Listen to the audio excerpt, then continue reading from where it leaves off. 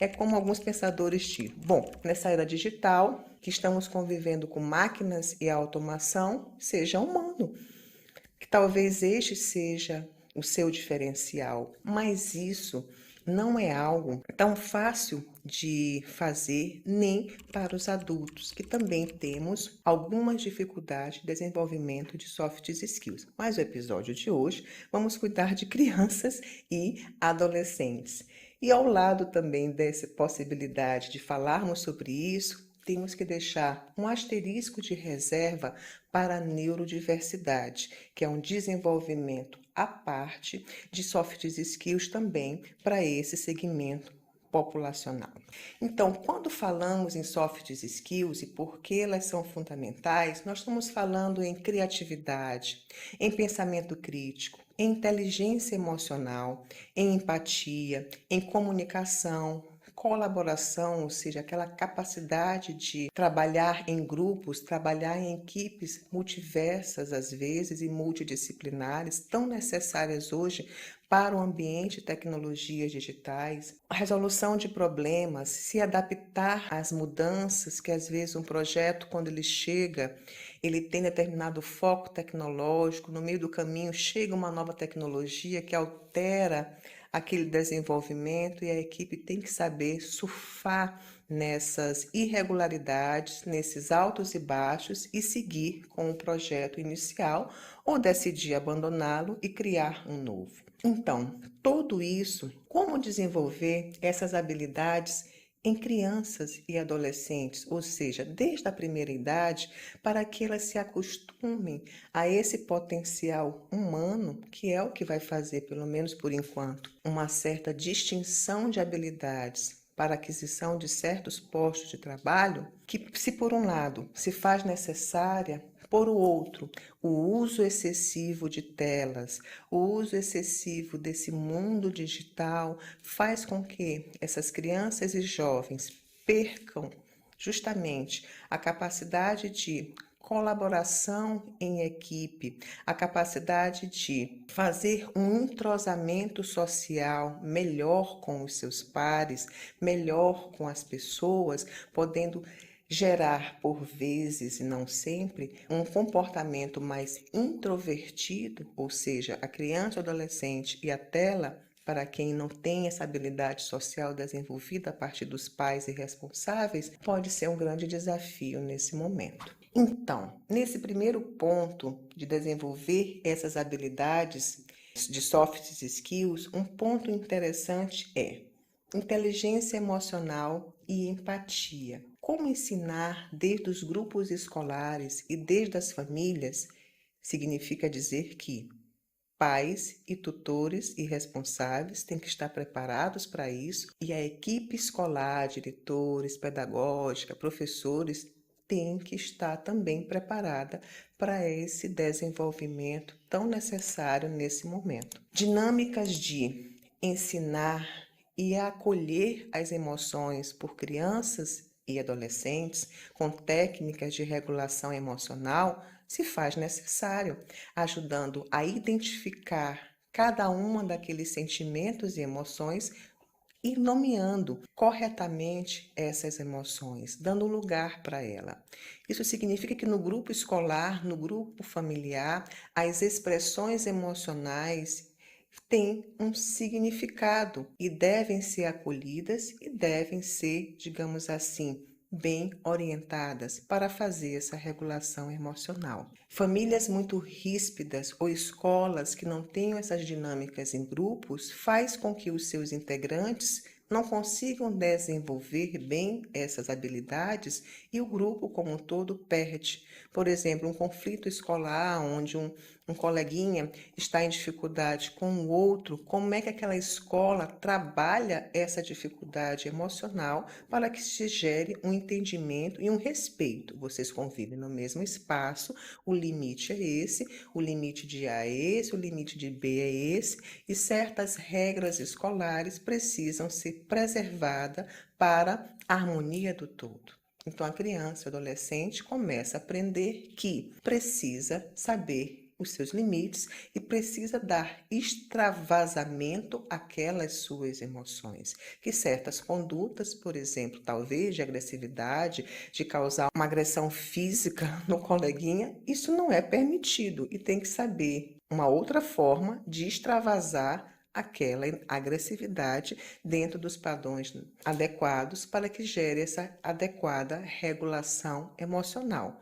Isso tanto no espaço escolar como no espaço familiar, ou seja, doméstico, começa de casa. Outro ponto importante ao lado desse é uma comunicação eficaz. Será que nossas crianças e adolescentes estão conseguindo se expressar verbalmente, per escrita, o seu pensamento, sua capacidade de raciocínio, a forma como estão conseguindo interpretar o mundo? Isso é muito importante porque hoje nós vimos alguns professores reclamando da qualidade de escrita, da qualidade do pensamento e gera uma primeira pergunta: como está sendo feita esse incentivo a uma comunicação eficaz? As escolas hoje, elas estão permitindo a apresentação de debates? Algumas sim. Umas permitem, por exemplo, cria-se um tema e a equipe A vai falar de um tema, a equipe B vai desenvolver o tema, é mais ou menos como é feito o processo das escolas dos diplomatas, quem está nessa tarefa governamental. Eles vão discutir um tema, vão debater, vão trazer os argumentos contrários e prós e respeitar esses argumentos, né?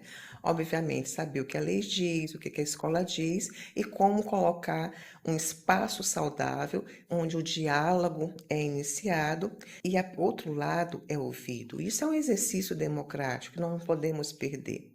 Porque hoje, com o atual momento de polarização, ou você está a favor de um determinado pensamento, ou você está contra. E talvez tenha um caminho do meio que precisa ser descoberto, que é o caminho que apazigue os dois lados. E no exercício democrático, isso é necessário alcançar uma solução que apazigue os dois lados, ou os três lados, ou os cinco lados. Faz parte da multiplicidade de uma sociedade. Em casa também, como acolher o pensamento e o raciocínio lógico de crianças, o raciocínio emocional também, a forma de expressão emocional dessas crianças e adolescentes. Elas têm vez e voz de chegar durante o almoço e a importância de se ter acordos, olha, na hora do almoço, na hora do jantar, ou no domingo nós não usamos o celular ou o computador, porque é a hora dos membros da família conversarem entre si para falar o que aconteceu na semana, seja com cada um deles, seja o que aconteceu na cidade, ou no Brasil, ou no mundo.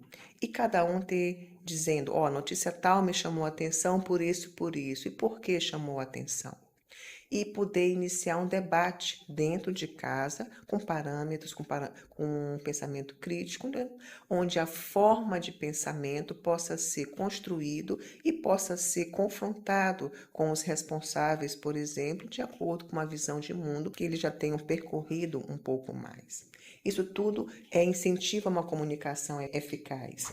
Número 3, poderíamos dizer, criatividade e resolução de problemas. Por exemplo, projetos de arte e escrita, soluções de problemas cotidianos, as equipes de gincana da escola, os trabalhos mensais, colocar um problema X social, um problema de locomoção e de acessibilidade e deixar com que aquelas equipes, de acordo com a capacidade etária no plano pedagógico, traga soluções.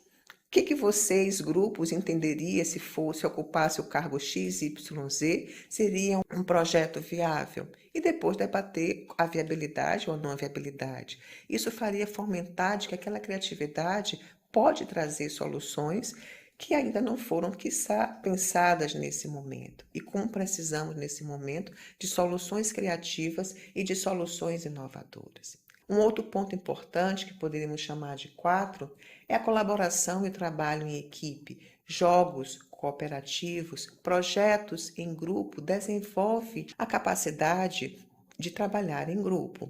Ok, poderíamos dizer, mas existem desenvolvimentos pessoais e individuais que preferem um trabalho individual. Tudo bem, mas nesse momento algum tipo de contato coletivo é importante se ter, até por conta dessas equipes multidisciplinares necessárias para o atual desenvolvimento tecnológico. Então, desenvolver essa habilidade, mesmo em pessoas tímidas, introvertidas ou que tenham um perfil mais introspectivo, é necessário também. Claro que não vai gerar uma modificação que ela se torne extrovertida, ou seja, aquela criança ou adolescente mais comunicador, mas a maneira dela, ela vai saber qual é o papel dela naquele grupo e fazer a sua entrega colaborando para o sucesso daquele grupo naquela forma. E um outro ponto interessante, que poderíamos chamar de 5, é a adaptabilidade e resiliência. E como podemos desenvolver e instigar isso? Uma das técnicas bastante úteis é selecionar e contar histórias de pessoas que superaram desafios e limites. Se o seu desafio é uma acessibilidade, bom, vamos pegar a história de pessoas que superaram essa acessibilidade. Se foram dificuldades econômicas, vamos trazer história de pessoas, indivíduos ou mesmo grupos que superaram esses desafios para que se possa mostrar várias possibilidades de resiliência, de adaptação e de superações individuais e em grupos, dizendo que não precisa ficar estático num ponto e que pode sim, através das características anteriores, buscar novas formas de estar em sociedade e também estar consigo mesmo. Outro ponto importante de desenvolvimento: pensamento crítico e tomada de decisões. Como fazer isso nesse momento digital?